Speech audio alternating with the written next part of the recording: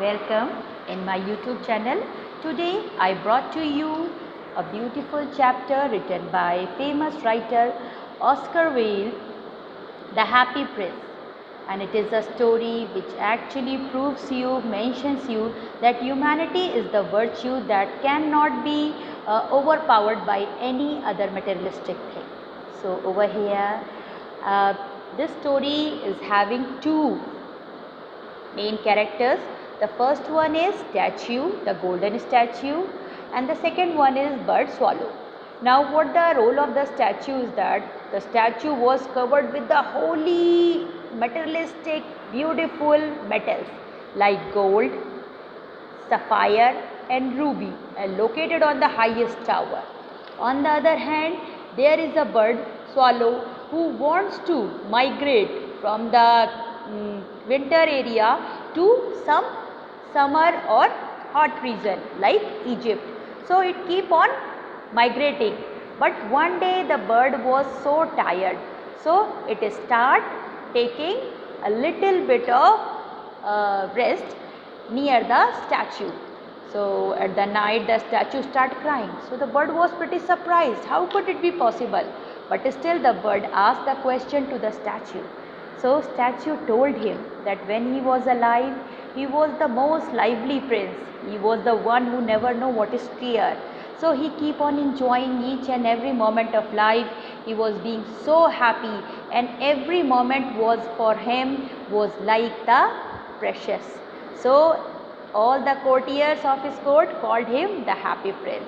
But as he dead now, what they had done? They make his statue and located him on the highest tower. And right now he can saw the misery and pain of the others. Because everyone used to live for their own self. But the humanity is not that if you live for yourself. Humanity is if you live for others. If you treat others like you want the treatment for you. So he is saying that right now I am in a great pain and every day I used to cry. I want to help people, but because my legs are fastened with the statue, so I cannot move from this place. So the bird said, what do you want from me? I want to migrate, I want to go definitely to the Egypt. So he requested, swallow, swallow, little swallow, please stay one night with me and help. So in the first story, in the first stanza, in the first scene, it has been described that there is a seamstress who is working so hard. Her complete hands were pricked with the needles. And what she was doing? She is embroidering some flowers on a satin gown. The satin is a kind of cloth which is very costly, and she was making she was embroidering some flowers on them, and she is working very hard but still earning nothing in the comparison of work. And the work or the hardship can be shown through the hands which was completely pricked with the needle. And there is one more misery has been prescribed in the story, that the seamstress child was very sick and he was actually having a running temperature. The child was lying, and what he is demanding? He is demanding for some oranges, and the mother was so poor that she is not having anything to comfort the child instead of just river water. So the child was demanding and the mother was helpless. Now it makes the prince very sad. So the prince requests to the swallow, please swallow, go and help to the mother. But what was the reaction of the bird? The bird says, I don't like boys because boys always hurt the birds. So he said I don't like boys. But still she was unable to say no to the happy prince. She decided she will help him, and he took the ruby from the sword hilt and just flew to the direction. And when it passes to the cathedral, she saw that a lady was standing with his boyfriend in a balcony. And what she was saying?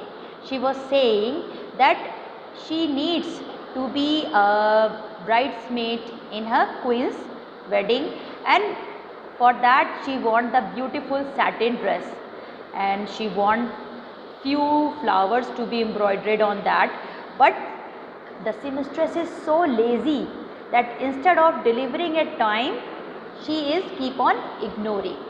Now that is the irony, that one's ignorance or one's hardship is not being seen by others, or it accepted as ignorance.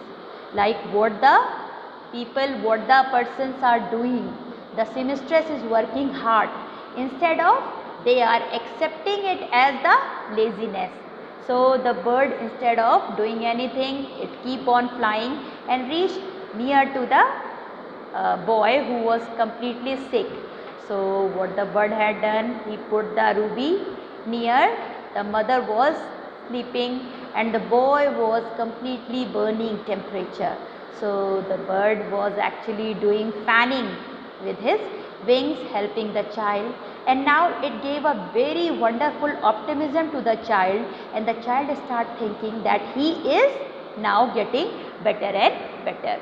So the bird flew back to the prince and said, today there is the winter, today there is a chilliness being raised, still I feel the warmth. So the happy prince said, because you had done a wonderful job, that is why you feel or you felt this warmness. Now there in the second stanza, second incident, when next day the bird was trying to go back to the Egypt, but instead of going, he came next day to visit the happy prince. So happy prince again pleaded him, please stay one more longer day so that you could help one more person. So the bird was accepting it, okay, I will do it for you. If you have any other ruby, give it to me.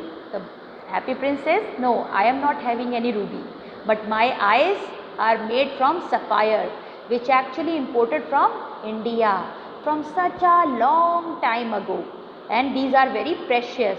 So the bird says, to whom I have to give this? Now the prince said that look at that, there I can see there is a playwright. He is working very hard. He used to complete his task and submit his play to his director as soon as possible, but he is very hungry, so he is starving. And the another thing is, there is cold, the cold is increasing and there is no wood or no firework for his fireplace.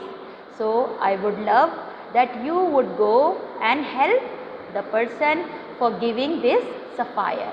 The bird loves the happy prince so much, so she denied, no, I will not take your eyes, I will not pluck your eyes. But happy prince pleaded him again and again, please do it for me, because the person needs it more than me. So because of the request, the bird granted it and decided to pick it up and flew back. It actually darted inside the window, put the sapphire over there and came back. So when the playwright has seen that sapphire, he started thinking that there must be any admirer outside who had given that sapphire to me, and this is really being so comforting for him. Now there are two more incidents, and these two incidents I will upload in my next video. Thank you, and don't forget to hit the like button and subscribe my channel. Thank you everyone.